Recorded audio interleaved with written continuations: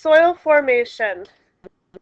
Soil is a relatively thin layer of rock, mineral fragments, and decaying organic material that covers most of the Earth's land surface. That is the definition of soil. Soil will form three different ways. One, the biological breakdown of the bedrock organic material. Two, weathering. And three, time. The first thing is weathering. Weathering occurs two different ways.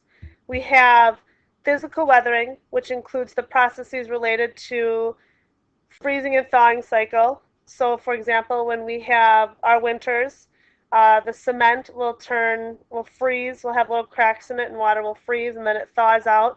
And when it happens, you'll see chips and potholes in our roads and driveways. We have wind, rain, running water, temperature changes, and sunlight. That's all physical weathering. We can also have chemical weathering, and that occurs when some of the minerals in the rock react with water, dissolved oxygen, acids, and are converted into other minerals. The second way we have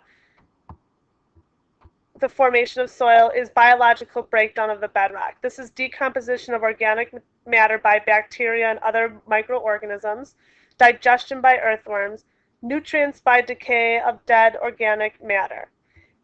On Thursday, we looked at our soil to see if we could see evidence of any biological breakdown of bedrock. So we looked to see if we could see any organic material or matter, such as dead organisms in our soil, or if you found any live organisms, such as earthworms.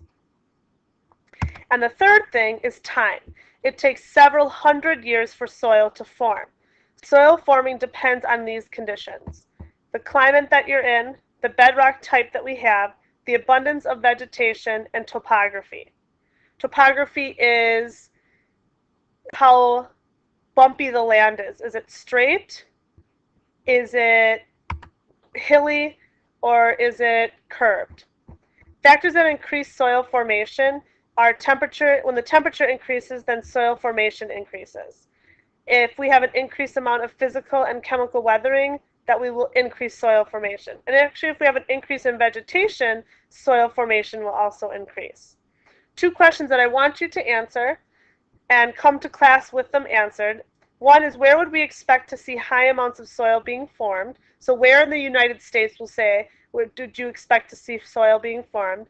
And where would you expect to see low to none amounts of soil being formed? And we'll keep that low, or keep that just regional in the United States. Or we could even keep it to Wisconsin. Where would we see Wisconsin having high amounts of soil and low amounts of soil being formed?